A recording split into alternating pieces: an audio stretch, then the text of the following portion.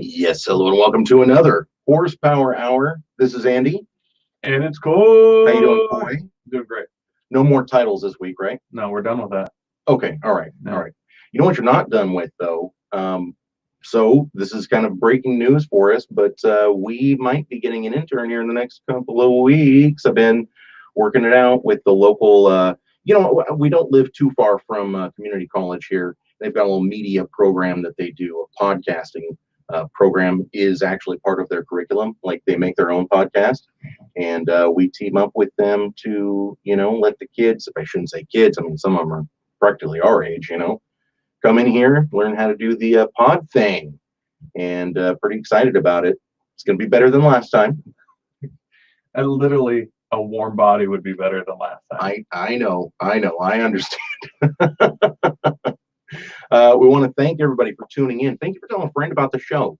Again, we say that every week, but it really is the best thing that you can do for us. If you like the show, if you like what you're hearing, if you like what you're seeing, please consider not only sharing it out, but maybe becoming a subscriber. We would love to have you along the way. We got some really cool things coming down the pipe, some cool events happening, some t-shirt giveaways. I haven't released the t-shirt for this month yet, Coy. I wanted to wait until the 5th. Get all the bullshit out of the way. No April Fools, anything. Get done with all that drama. Yes, I want to make sure that people know that, like, we're actually really doing this. And a little bit later on in the show, we're going to be reviewing some of the ads, some of our favorite ads. There were some good ones this year. There were some real good ones this year. They had to pull out all the stops. I mean, during COVID time, you can't lie down on this. No. You know what I mean? It's a negative. And some of these guys, I mean, there was some work done. Mm-hmm. Like, it was impressive. That's what I'm talking about. It was like the marketing teams were just going like complete overdrive. Yeah, they're like, everybody's on social media. We need them to see something funny for April Fools. I had thought about posting something like, Coy's out, or we're not doing the show anymore because Coy cheated on me, or Mm-hmm. I thought about doing something, but then I was like, why? That's kind of where I'm at. Every year I want to do something. Then I realize I'm more of a jump scare kind of guy, and that's really for the whole year. Mm-hmm. We don't want any knee-jerk reactions on the show. Yeah, no. Like, at any time I could just scream an obscenity, mm-hmm. and it gets the reaction I'm actually enjoy the most, Right. Well, especially when you're in, like, a McDonald's or a Chuck E. Cheese. Yeah. The amusement park. Yep. Mm-hmm. Police stations. Yeah. Yeah. Well, one of Coy's favorite things, actually, is to grab as many ketchup packets as he can, and then see how many of those he can squeeze and burst as he screams, "My finger!" It's pretty genius, actually. It's funny every time. It took me about 3 tries to learn that you were doing that. Aaron Samuelson's here. Thanks so much, buddy. Aaron says, "Show me your tips." Show me your tips. We'll get there. Yeah. Just the tip. It's like 6 inches of the tip. All right. So one of the most epic trolls that I think I have seen ever happened over this past weekend, Coy. Did you hear about this? Ford rolled into Moab, which is famously the Easter Jeep Safari. Yes. And it is meant for Jeeps. Ford rolls in and says, "Hey, everybody, check out some of our new custom Broncos that we're coming out with." Did you see this already? This makes me so excited. The way Ford is coming at Jeep. I mean, hopefully these Broncos are even a tenth of how that they're portraying this. But doing this is such a sweet move on their part. It's genius. It is genius. And I can't help but think, I mean, some people with Jeep were probably pissed, but then some people with Jeep probably didn't mind because, I mean, hey, you're bringing a lot of attention to their event. It brings attention to the event on a lot of news, media sources. Easter Jeep Safari has been going on forever. The Bronco will come, and honestly, for being honest, in 20 years it's going to go, and Easter Jeep Safari will still be there. Right. So it's really no skin off their back. Long game. I wish Jeep would fire back a little bit at Bronco, just a touch. They're playing this like, hey, we're Jeep. We don't have to play this game. We've already got our market cornered. Yeah. You're not a threat. I just lean into that some more and actually say that instead of just kind of running that attitude. Like, I wish Jeep would fire back a little. I got a feeling they're kind of, don't feed the mob type thing, Yeah, but I think we've learned from the Wendy's social media girl, you got to fire back. I wish they would. Like, Ford is bringing it, and I mean, they're being respectful. They're not slandering Jeep, but they are what's the right word here? They are definitely bringing it to Jeep. Yeah. Oh yeah. They're up in Jeep space right now. Yeah, they're just like, hey, we got a Bronco and it's gonna rip you a new one. They're not like doing it's so much better than a Jeep. They're bringing their Bronco out and just like, hey, it's here. Look at it. Like, and I think it's a good marketing campaign. And Aaron, if you're still here, if you guys haven't reviewed this on the Off-Road podcast yet, I will be curious to get their thoughts about this. I would too. Let's take a look at some of the trucks that came. So there were a bunch of different Broncos from aftermarket manufacturers. They were basically given free reign to do whatever they wanted to do. Yeah. And was it 5 different manufacturers came? Something like that. And for some background, every year Jeep themselves they call them their concepts. They'll bring like 5 different concepts. So the Magneto that we talked about last week, the Jeep Magneto, that was one. I mean, every year they bring like 5 wild builds, and they're not even necessarily, some of them don't look like Jeeps. Like before the Gladiator came out, they had some crazy truck builds that they brought. So they bring like 5 concepts every year. So Ford did the same move. They did a little bit different, where they dropped all these rigs off with the aftermarket people, and then ARB built one, couple other guys, I'm not sure who all, but RTR did one, 4 Wheel Parts did one, and then Ford just did one with their own Outer Banks, which is their off-road accessories brand. Yeah, so they did a little different. They're not necessarily concepts, but same thing. They're just built Broncos in different ways. And of course, if you guys are not listening to or watching the live stream, if you're listening to the podcast, hit that link below so that you can follow along with what we're looking at. I've got links to everything that we're talking about today in the description beneath the podcast. Also, we've got links to the Teespring store. So if you like those shirts, go ahead and pick one up while you can, man. They're not going to last much longer. So the Ford Bronco from RTR, this is a pretty sweet looking thing. We were talking about the electric blue that Jeep did last week. That's the ARB one there. That's the ARB one. What did I say? RTR. Oh, sorry. This is the ARB. They did that electric, or they have one of the electric blue Broncos, and I really like that color with the black accents. I'm into it. Yep, it's a 4-door. That looks good. A lot of red. The tow hooks are red, rear diff color's red. They got like red accents kind of underneath, but then all black trim, black roof, and that really bright electric blue. I really like that. It's built on the Badlands edition. It's got heavy-duty rock sliders and airbag compliant front and rear bumpers, custom skid plate differential cover, and of course an ARB twin compressor rounds out the modifications. I'm seriously impressed with this one. It looks super good. The RTR Bronco, 5 lights right up at the top.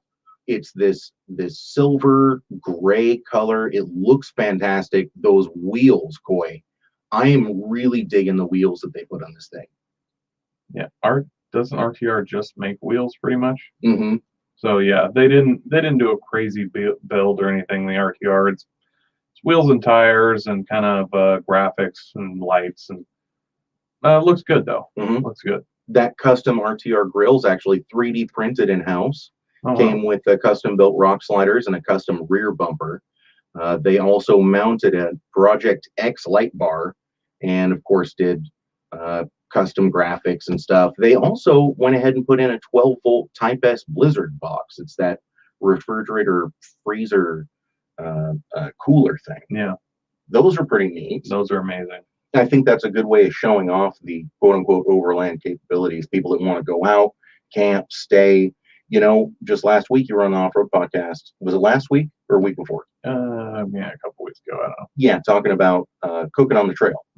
And so this is a nice way to highlight your capabilities of taking food on the way. Yeah. Of course, they're using their RTR wheels, and they threw on some 35-inch tires. Does it look like they had to lift the Bronco to fit the 35s? No, they don't have to lift it to fit 35s. I believe the off-road edition, Sasquatch package ones come with 35s. Wow. Who built this red one?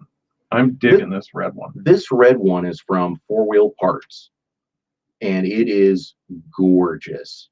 Look at that with the setup rooftop tent. First of all, I love the color. I'm not a huge fan of soft tops in general. This one does have a soft top.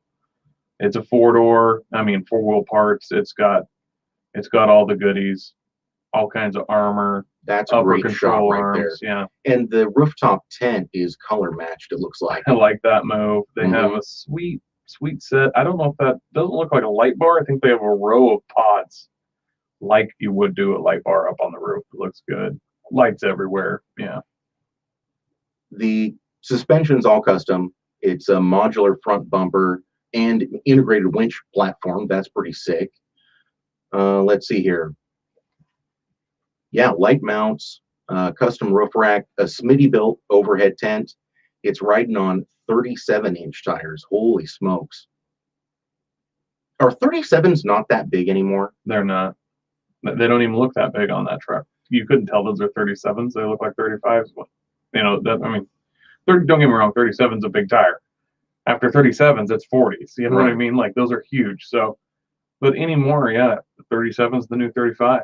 You know what I'm liking about the overall look here? I just realized this. This 4 Wheel Parts Bronco, man, it's so reminiscent of a first gen in that photo. It's nostalgic, yeah. Very nostalgic. Yeah. Why is that? These other ones, now that I'm seeing it, I'm seeing it, and these other ones look nostalgic, but man, there is something about this red with kind of the color, and it's that bumper. It's got that add-on type bumper like they used to do, that kind of like a winch mount that mounts to the front of your bumper, and it works on this Bronco. Works real good. It looks so good. So good. I am stunned. And then 4 Wheel Parts did a Bronco Sport as well, which... Oh, I can't enlarge these photos. I'm telling you, that looks like a Land Rover Discovery. It does. It is, honestly. Short little video. Should we give it a try? Yeah, why not? See if we can get a copyright strike. Yeah, YouTube is known for doing that to us. See if I can get a little audio here.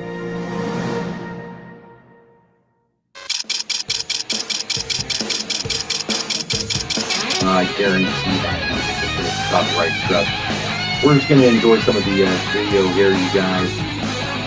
Again, this video can be found in the links Ford below Bronco in the versus description Jeep of the Wrangler podcast. battle has been taking up a few notches to a whole new level with the introduction of several customized off-road models from Ford, the Ford Bronco and the Ford Bronco Sport, this week at the Moab Easter Safari. But why is this a battle? Why is it escalating? Well, because currently, as we speak, our team, Roman, Nathan, and Tommy, are actually in Moab with the Jeep crew. And traditionally, it was known as an Easter Jeep Safari because it's an event that a local club is putting on. And of course, Jeep as a manufacturer comes in over there and they're showing some of their concepts.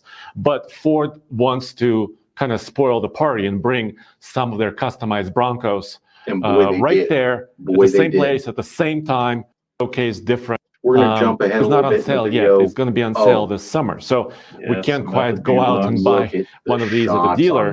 But Ford is just previewing what's available. So this red one is an Outer Banks edition about the Outer Banks of the four-door Bronco. And as you can see on this concept, the doors have been removed, and it's basically showcasing some of the modularity of the new Bronco. Because Ford says you can remove very easily the fenders, the doors, some of the other accessories like bumpers. It's very modular design. And here they're showcasing some of the lights, like the lights from Rigid, a rear drawer system for storing cargo, some of the bags with special Bronco badging, of course. So you guys, this is a long video. So we're not going to go through the whole people thing right who go here. overlanding and camping off-road. I encourage you to come and check it out. I put those links up for a reason. But I think this was brilliant.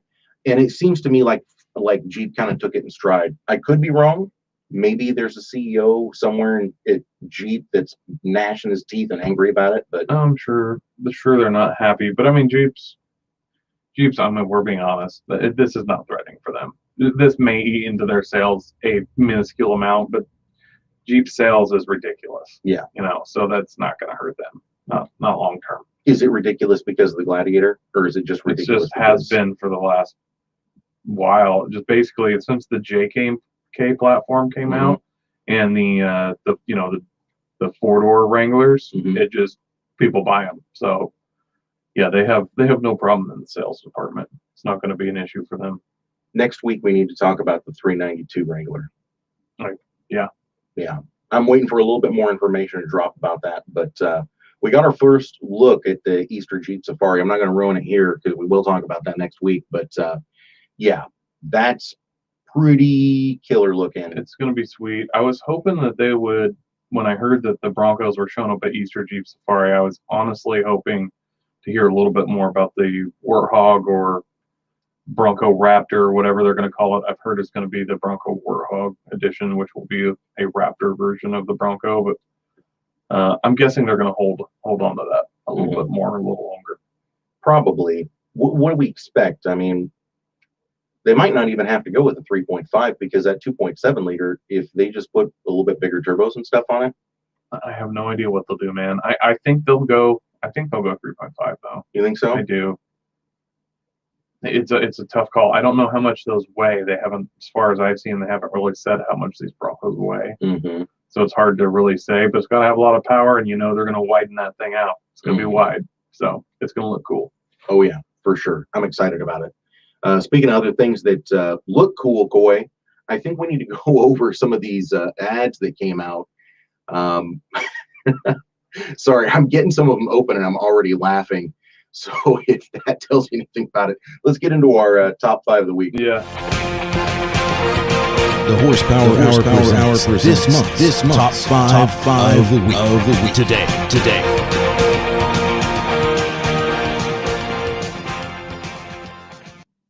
I don't know if that picked up on both ends or not.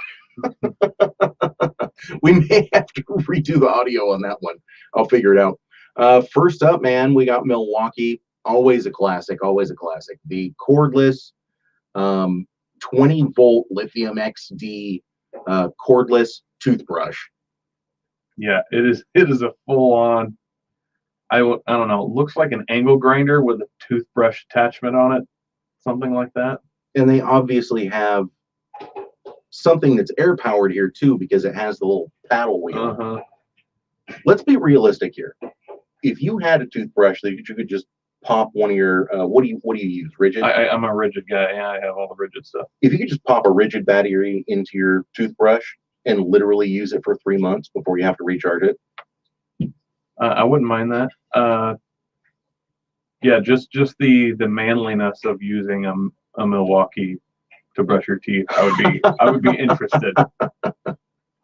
Just strictly so that when people came over, you could show your ultimate prowess. I had actually have you seen those newer electric toothbrush that looks like a bite guard?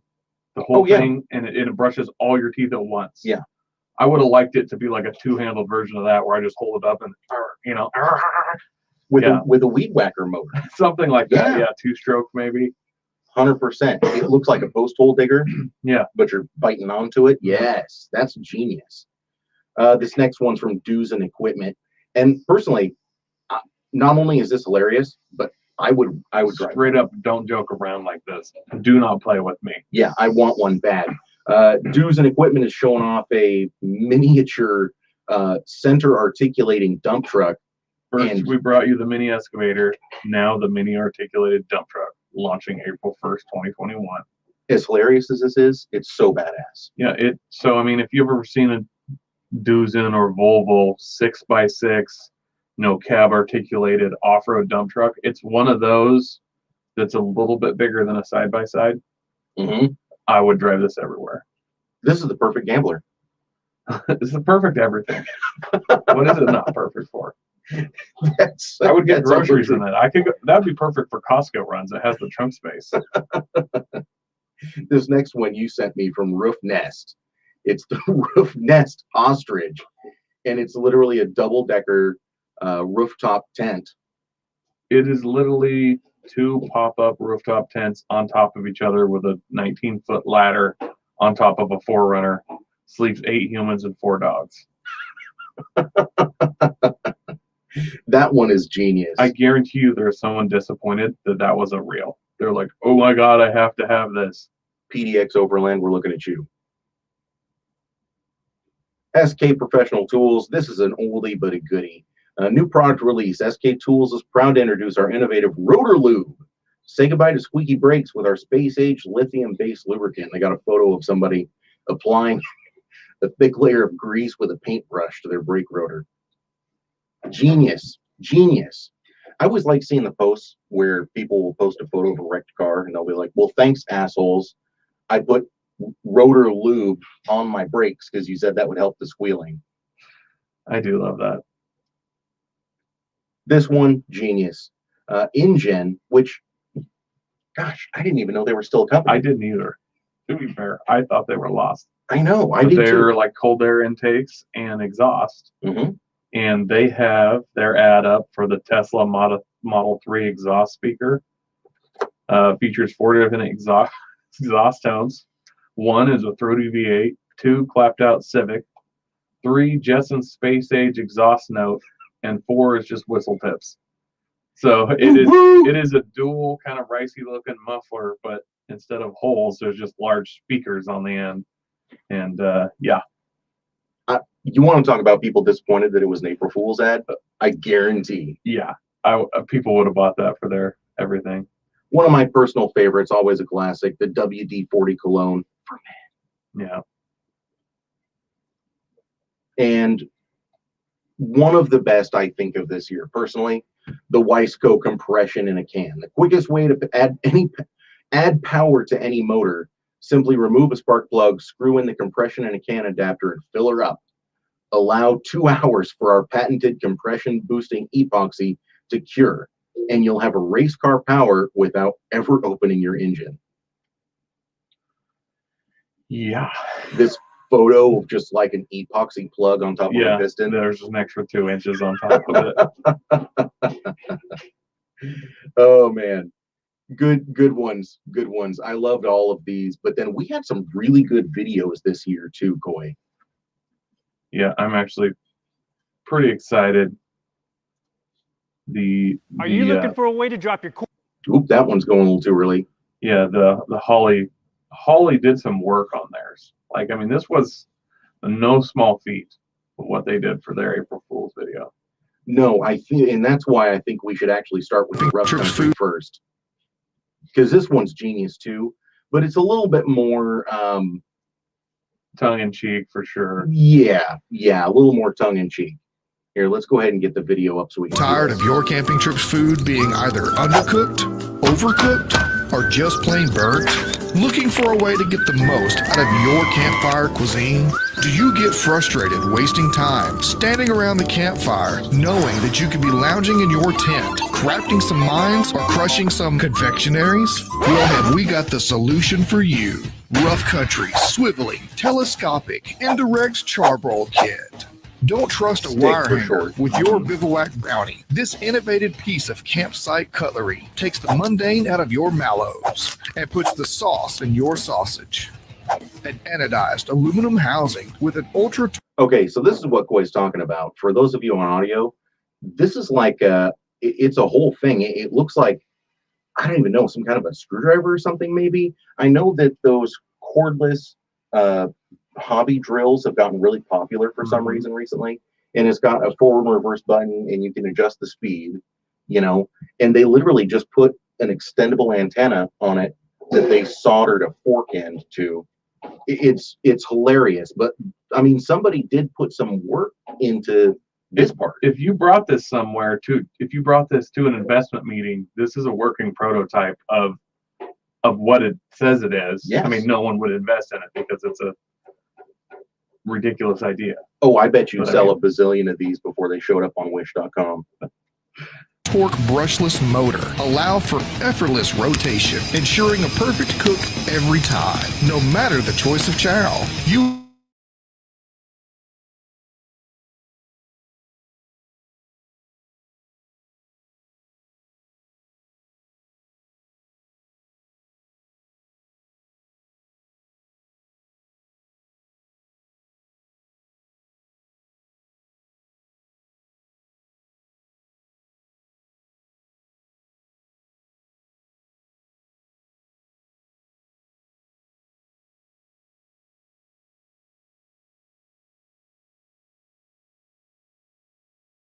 Indirect Charbroil Kit today. All right, Dirty Bird, do you think? No chickens were harmed in the filming of that video. Listen, I know that it's a joke. I understand that. And I know that it looks like the most ridiculous thing in the world. But I know some dudes, especially in the barbecue world, that would run out and buy one of those right now. I'm not even joking. Well, maybe Rough Country should go ahead and make a few of these. I'm just saying, like, I know for a fact. It's like the Tesla flamethrower. Yeah. People ate them up. Absolutely ate them up. Yeah. I guarantee. Like the Tesla Kila. I was like, oh, I should get some, and it was sold out by the time I even heard about it. If they made, let's say, 100 of these, and they custom stamped them, you know, maybe like a laser engraver, and then said, all right, with any order over $500, whatever it is, you'll get one of these, but we only have 100 of them, so you better jump on it quick. I guarantee you their sales would make up for that ad. That's probably true. I'm just saying. They would at least have the next 100 sales overnight. Guaranteed. Guaranteed. This next one, never going to be sold, but yeah, hilarious. Hilarious. This one definitely might take the cake for us. This is the nitrous oxide system's Moonshot. Are you looking for a way to drop your quarter-mile ETs by nearly 5 seconds? Then you need to check out NOS's new Moonshot 20-stage 3,500 shot nitrous system. To be fair, he just walked up Kits with are like available for 4,150 or 4,500 carb-style manifolds, and they're the perfect way to wake up that sleepy small block. Moonshot nitrous kits include everything necessary to take down that top fuel dragster this weekend. And they're showing up on the Civic hatchback. Racing a dragster. With the included 50-pound nitrous cylinder, there'll be more than enough throttle in a bottle to take on whatever lines up next to you. Moonshot nitrous kits are equipped with NOS crosshair plates and feature 4 double. I don't know why I never noticed this before. They didn't put screws so it in moves. the front. Yeah, so it actually lifts up when they hit the nitrous. Yeah. That is hilarious. No, they legit did build this and hook nitrous to it. And just so people know, NOS makes the crosshair spacer plate. It goes in between your intake manifold and your carburetor. They basically just stacked like 9 of these or 11 of these or something on top of each other, and then dropped 1.5 foot of all thread through them, and then put a carburetor on top. Right, yeah. Double down feed bars to improve distribution and atomization. But since when is 4 bars enough? Our motto is go big or go home. So we've included 10 crosshair nitrous plates with our Moonshot kit. That's a total of 40 nitrous spewing spray bars. And to keep your Dominator from going into orbit prematurely, we'll be using 4 of our patent pending grade 8 carburetor studs. And to make sure all that happy gas makes it into your engine, we've designed our largest solenoids yet. They're fed by Dash 16 AN lines and can empty the bottle faster than you can say too soon, Junior. Act now, and for only 10 easy payments of $34.99, you too can own your own Moonshot nitrous setup from NOS. That's less than $1 per 10 horsepower. This deal is just too good to be true, so don't settle for second place. Order your Moonshot today. If you'd like to know more about owning your own Moonshot nitrous kit, visit us at nosnitrous.com. Oh, and happy April Fools from your friends here at Holly. Yeah, they didn't have to include that last bit. Surely everyone knew. Yeah, I'm sure that the legal team was like, yo, you got to throw something on the end. You have to. Don't you think? Yeah, likely. But still hilarious. Still hilarious. I'm very impressed with them. That was a really good ad. And everybody out there, we want to know what your favorite ad was from April Fools. I mean, send them our way. Let us know which one of those you like the most. Let us know if we missed one that you love, because we would love to see them. Post them up in the Horsepower Hour group. You know, we have a thread going just for those. There was more that we saw that we didn't necessarily share. I mean, Eastwood had some. It doesn't mean they weren't as good, but just we thought these were the funniest. So if you have one, throw it up on that thread. Yeah. I'd personally really like to see it. I get my rocks off on these April Fool videos and pictures. I just love them. Yeah, I'm 100% with you. We always want to see them. Coy, why don't we go ahead and move on to our OLAF, my brother? All right. Now I got to figure out which button it is.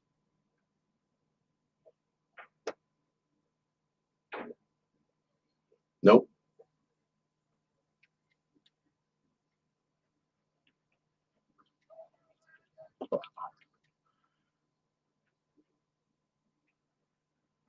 All right, we got an OLAF. Actually, I found this one, but it's something that we kind of have had our eyes on.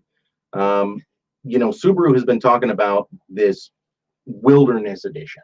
They're not even calling it an edition. They actually originally said Wilderness was going to be kind of like a new brand, sort of like Lexus is to Toyota, or, you know. Oh, I didn't realize that. I thought this was like what STI is to Subaru. Wilderness would be a new lineup.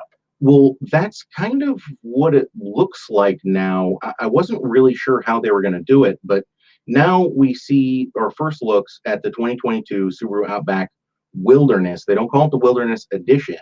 I'm just calling it Wilderness Edition because this looks like it's a trim level to me. Don't you think? Oh, it is. I mean, I would say this is like saying Raptor. It's still an F-150. Like, this isn't a new car, but they've modified it in a factory way. Right. So what we're looking at here is 9.5 inches of ground clearance, all-terrain tires, sturdy roof rack system that can allow you to put a tent or other heavy accessories on the top. And they have this copper trim package that comes with it. Let's take a look at some of these photos here. They're showing it up on the rocks. Now, those rocks don't look too difficult to scale. Do you think they were able to drive up onto them, or did they have to put jack stands under it? They drove up on there. You think so? I have to say, I love the bumper on this.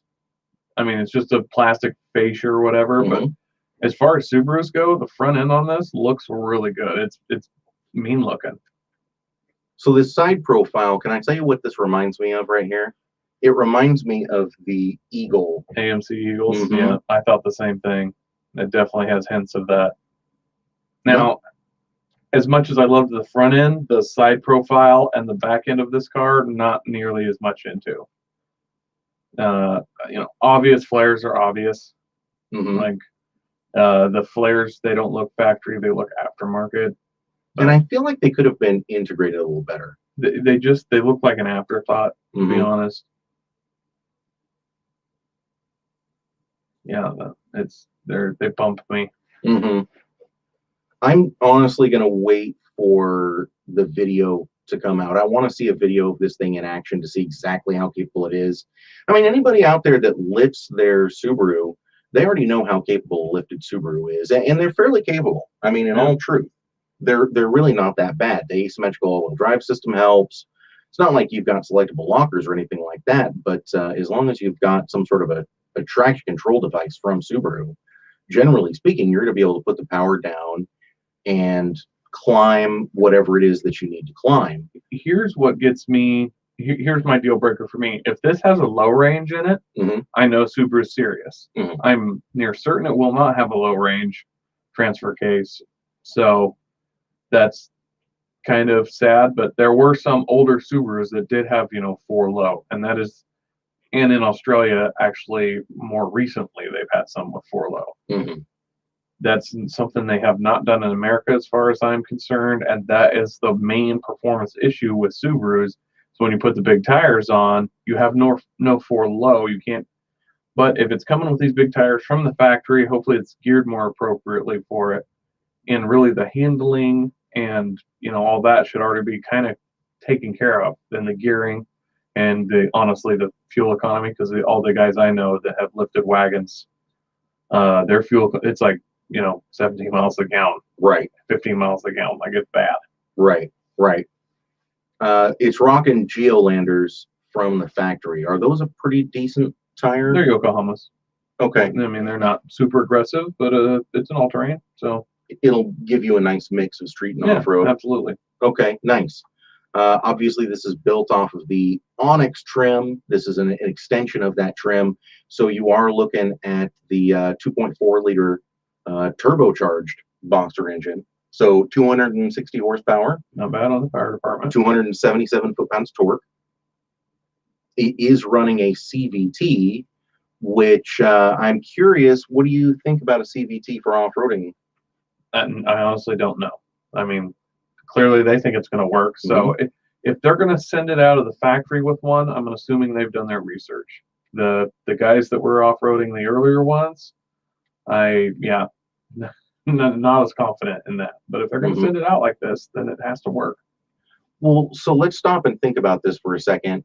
Automatic trucks and vehicles in general kind of make better off-roaders, rock crawlers, because you don't have to worry about overheating your clutch. You don't have to worry about shifting gears, that sort of thing. Yes, unless you get modified to the level where you can run double lows, double transfer case, twin stick stuff.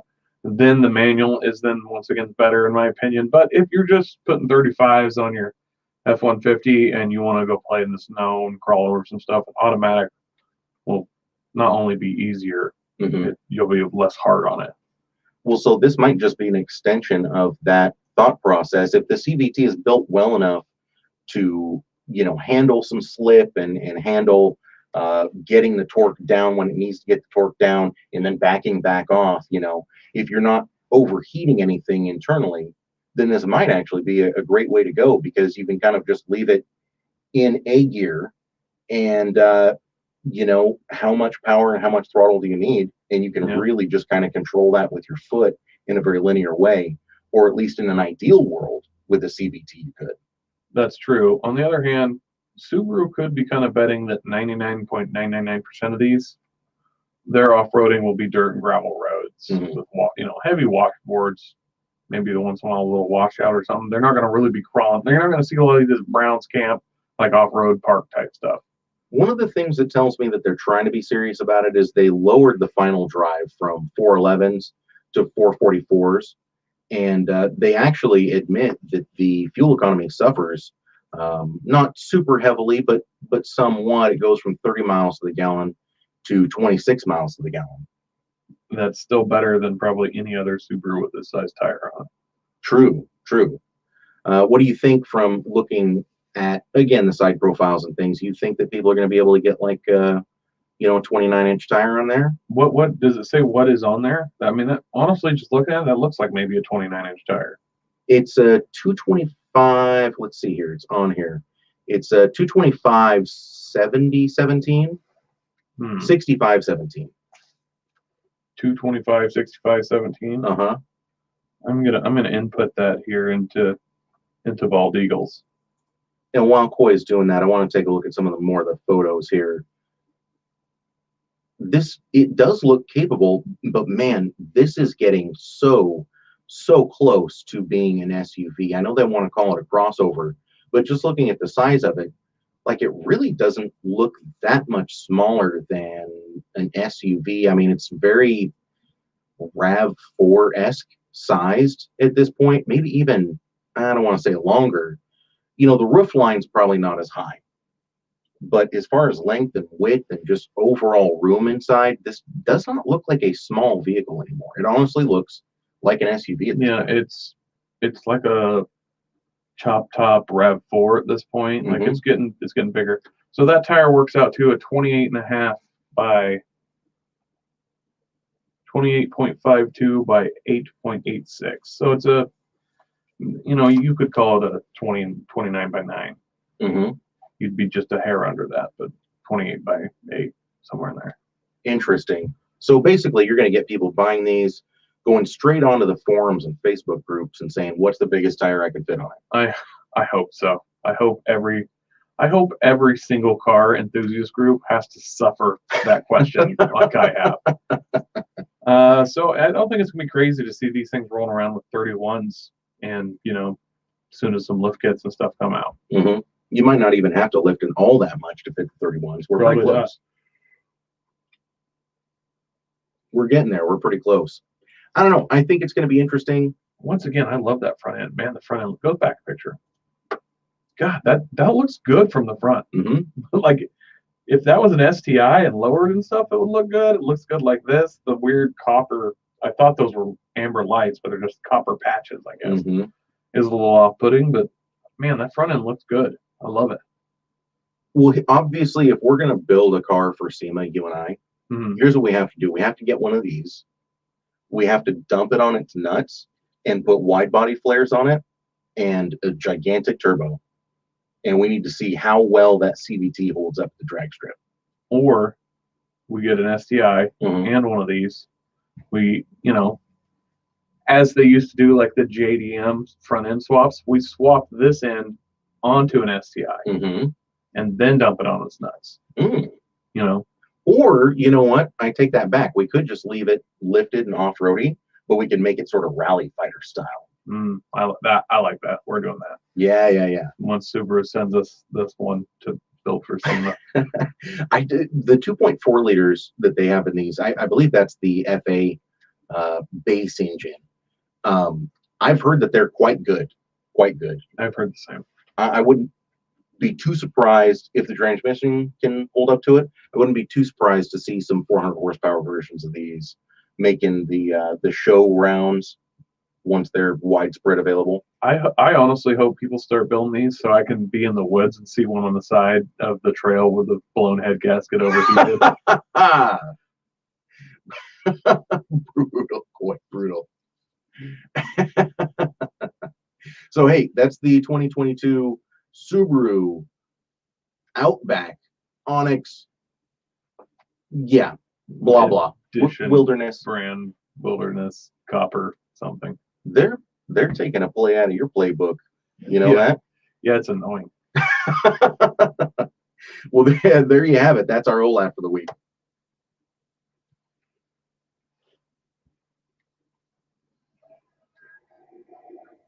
Again, I'm impressed with what Subaru was able to do with this, and I'm glad that this isn't an April Fool's joke.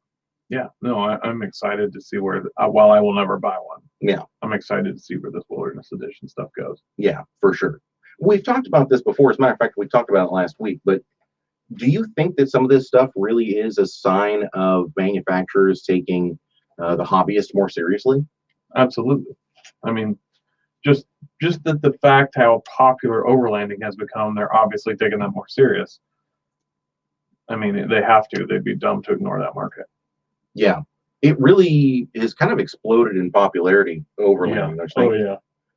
It's gotten crazy. What's the future of overlanding here? Do you think, I personally feel like COVID has helped overlanding a lot of ways, especially looking at RV sales. RV sales this past year have been crazy too.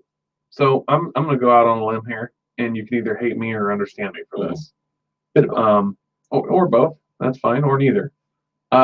Everybody calls overlanding a sport. Like it's not a sport. You don't need to introduce somebody to the sport of, Frisbee golf. It's not like you're trying to build something. It's kind of a solo or buddy thing that you go out in the woods, you hang out. It's just camping. And I do like the attention it's got, has come up with some initiative products that I've enjoyed. But for the most part, I honestly don't try to introduce new people into it, because I honestly see a ton of trails, and it's going to end up in more closures. We're getting too many people out in the woods making an impact, and it's going to bring more eyes, and it does what it does. The natural order of it, the government will start shutting stuff down. The government's beavers, and they're going to build dams, and they're going to put up gates, because that's, whether it's needed or not, that's what they're going to do, because that's what they do. So that's what I see happening, because there'll be a ton of closures, and people will get tired of it, and it'll start slowing down. So as it's gained in popularity, and the manufacturers are taking on new models to cater to this, they might actually be on the tail end of its popularity. I mean, it'll take some time, but I mean, I'm certain that we're going to see a lot of closures. Wow. All right. Well, a little insider trading for you there from Coy. Hopefully you're not 100% right with that. But hopefully the farther away places that I go to now, where you're, out in the middle of the desert, gets untouched, but the more local stuff, like Portland, the Mount Hood areas and stuff like that, there'll be more closures. I'm certain. Oof. Wow. Well, look, man, maybe it's time for us to start looking at race cars again, Yeah. I'm just saying. And actually, we've got kind of a street-ready race car here for our Smokin Deal or Smokin Doob. Let's take a look at it. Smokin Deal, or Smokin Adobe.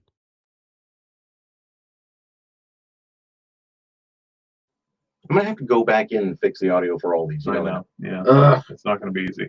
Blah. Anyways, I'm not blacking at our Smokin Deal or Smokin a Doob today. It is a 1991 300C 24. I don't know if that's the correct name for it or not. It's twin turbo, custom built, one of 5 Mercedes 300. And honestly, this thing is gorgeous. It's immaculate. I was amazed when I ran across this ad, and really just kind of a cool piece of automotive and racing history, in my opinion. It was built by a company called Mosselman. Again, it's one of 5. This particular car was imported from Japan last year, and it's I don't know, it's a born and bred race car. 24,000 original miles, so ultra low miles. Mosselman widened the body by installing front wings, bumper, and spoiler from the 500E. Rear arches were widened. It's got NACA style air ducts. It's got Recaro racing seats inside of it. It's actually got a 5-speed dogleg transmission. So reverse is where first gear would be. First gear is where second would be. And they did that, Coy, because second and third were your most commonly used gears on racetracks when the DTM was running with these types of cars.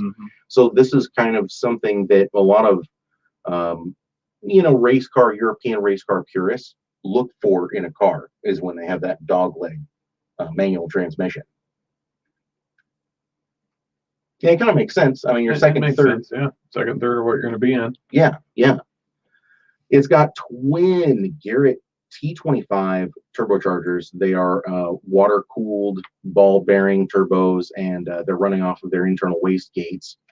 And apparently, this is good for 320 horsepower at 5,700 RPM. 7 pounds of boost seems real low. I'm sure you could bump those numbers up pretty easily, right? Those are rookie numbers, kid. Yeah, especially when you're running twins. Yeah. Here's some bad stuff. The rear passenger side window is inoperable. The headlights were upgraded to HID, so that comes with whatever wiring problems you're going to have with that. But it does have all the service records you'd want dating back to 2007. Looks like it's got, a clean title as far as they can tell, but it's a little bit of a gray area when you're importing something from another country, right? Yeah, that's for sure. But this is a really interesting, dare I say, collector's vehicle. I mean, again, one of 5. I don't know much, or I shouldn't say much. I don't know anything about the manufacturer that made these 5, so I don't know if it really is a collectible or if it's just some shop. They clearly did an excellent job with the body widening and stuff. Like this looks like a factory car, and it looks good. It looks like a factory race car. Yeah, I mean, if this had a big wing and a bunch of race car livery on it, it'd fit right in. And look at those seats. I love those seats. Yeah, they're so awesome. Clean, calm, collected. I don't know what this controller on the dashboard does, though. I've been wondering about that. I wonder if that's just a cell phone holder he has there. No, it says pressure and temperature. So, Mosselman turbo systems. I didn't see that before. So obviously that's your boost pressure, and that must be your intake air temperature. Must be. So, I mean, obviously you'd want to add a wideband to this as soon as you can, right? I'm sure. I mean, unless you're collecting it, then it needs to kind of stay just like it is, right? It's true. It's true. Lots of room in the back seat. Yeah. So I think you could tell your spouse, hey, this is a family car. It's a family sedan. Yeah. We're getting a good look at the engine right now. I've always been kind of bumped with the charge pipes that run over the engine. It just seems like you're going to heat soak those so bad, but in an engine bay like this, I'm sure you had no other place to really run them, right? If you're not doing a front mount, then yeah. Here's an interesting one for me, Coy. Do you see the filters the way they're arranged here? They are shoehorned is probably not strong enough. There's not enough letters to explain how shoehorned that is. This whole thing is just shoehorned in here. And it's so hilarious to me. This truly is a highlight of 1991 tuning, because they were just like, throw some twins on it, baby. What should we do? Twin turbo it, yeah. Well, we can't fit big turbos. What are we going to do? 2 little ones, baby. 2 little ones. We could just do one big single. No? No, twin sounds way cooler. Got to be twins. Is it turbocharged? Well, yeah, mine's twin turbocharged. So there. Makes less power, but still. Yeah, yeah, exactly. Exactly. Again, I mean, this is such a cool rig. Such a cool rig. Now we have to talk about the price, Coy. They want $56,200 for this. Yes, they do.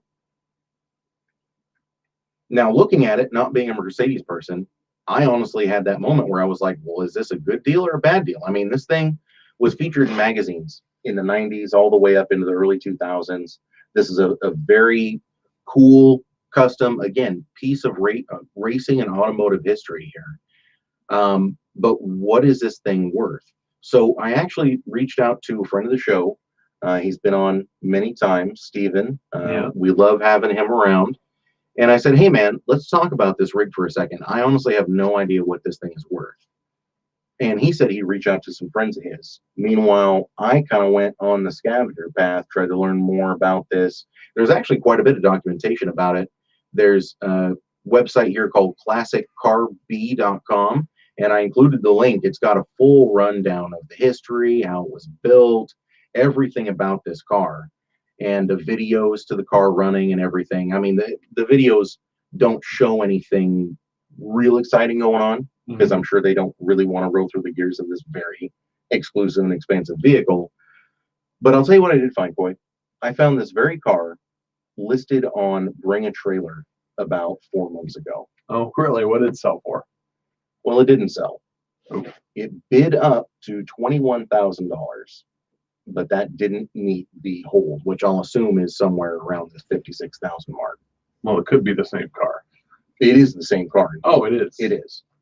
They've had this car for over a year now, and have been trying to sell it at this price for over a year now. I'm guessing he paid something like that for it after importing it, and would like to recoup that. If it went on Bring a Trailer and only made it up to 21, then I'm sorry, that's the max it's worth. What did that rear wheel drive Focus sell for? Wasn't it like 21,000? I don't think it even went that high. Did I thought it was like 16. I thought it went considerably higher than that, because at 8,000 we were like, man, it's a Doob. And then I remember taking a screenshot and posting it, and it was well over double that. So if Bring a Trailer only bid up to 21,000, I have to kind of wonder, you know, there's a litmus that's happening, right? Kind of here's the problem with his car, in my opinion. There's only 5 of them. There's not enough for them to have been super cool. Like, everything about this is cool. The only way you find out about this is you see the ad and then you research it. There's only 5 made. So how could you be that? How it can't be that wanted if there's only 5? If there were 2,000 of these made, they would be a very sought after vehicle. Only 5. I mean, honestly, if there's only 5, if you want to clone one, there was only 5. No one's going to fault you for cloning it, and you're going to be able to do a better job in the engine department, honestly. That's true. That's true. So I'm going to have to side with Bring a Trailer on this, 20 grand. And honestly, at 20 grand, I mean, it's worth 20 grand. Like, as a race car, like, if you did not care about Mercedes vehicles at all and the history of it, and you held nothing sacred, I would love to see one just buy this as a SCCA race car and just spray paint it white, put big numbers on it and stickers, and just start racing the dog out of it. Yeah. So Stephen did have a few people get back to him, and basically they said this price is way ahead of its time if it were ever looked at as a collector vehicle. As of right now, 25 to 30 is probably going to be like your highest bidder. So it's pretty universally agreed, as far as the Mercedes people in my circle, that this is double the price that it should be right now, or the price that they would expect it to see sold for. Yeah. Me personally, I'm right there with you. I think about $20,000, and being able to just have it as a if you hang on to it, I bet it would gain value just simply because it's such an odd build. It's possible. It could, or it could stay at about $20,000 indefinitely, That's true. Yeah, I don't know. It's a toss-up. I'm going with Doob at this price. It is such a cool car. It's weird for me to call it a Doob, but at that price, obviously, it's not in the right budget. I If think it was 25. I agree. Same thing. I love this car. I would like to drive this car. I would. This would be a sweet daily. Oh my goodness. Oh yeah, for sure. Got a 300 horsepower Mercedes with those seats and dog leg, like super cool car. For that price, no, it's not that cool. That's like new Supra prices. Yeah. Yeah. So yeah, I'm gonna have to do this as well. Yeah, 100%. If you guys out there know anything more about these than we do, let us know. But I think as of right now, we got to stamp this at that price as a Doob cool car, but way overpriced. Smokin Deal or Smokin Deal.